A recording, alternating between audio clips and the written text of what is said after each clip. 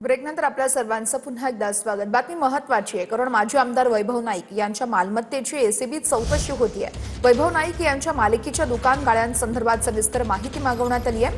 गेल्या 5 वर्षांपासून एसीबीत चौकशी करतेय असं वैभव नाईक म्हणतात। राजन साळवी यांची एसीबी चौकशी आता का होत नाही असा सवाल वैभव नाईक यांनी उपस्थित केलेला आहे। दबावाचं राजकारण सुरू असून माझ्यावरती अन्याय होतोय असंही नाईक म्हणतात।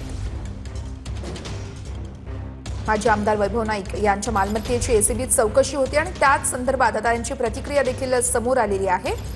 दबावाचं राजकारण सुरू असून माझ्यावरती अन्याय होतोय असं वैभव नाईक म्हणतात।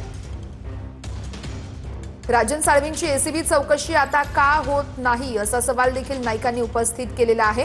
गेल्या 5 वर्षांपासून एसीबी चौकशी करतेय असं देखील वैभव नाईक यांनी म्हटलेलं आहे। वैभव नाईक यांच्या मालकीच्या दुकान गाळ्यांसंदर्भात सविस्तर माहिती मागवण्यात आलेली आहे। मध्ये एसीबीने माझी चौकशी सुरू केली होती आणि त्यानंतर मी घेतलेल्या खरेदी विक्रीचे सर्व व्यवहार याची माहिती मी तेव्हा दिलेली होती।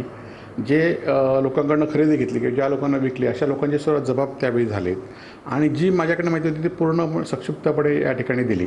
परंतु गेल्या वर्षभरापूर्वी पुन्हा एकदा चौकशी माझी झाली होती आणि आता पुन्हा कालपासून नगरपंचायतला पत्र आलं होतं आणि त्या काल आणि ज्या 2 लोकांकडून मी जागा घेतल्या त्या लोकांना सुद्धा पत्र आलं होतं।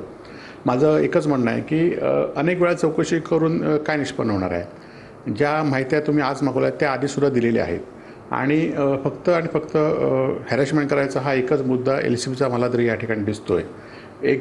2002 साली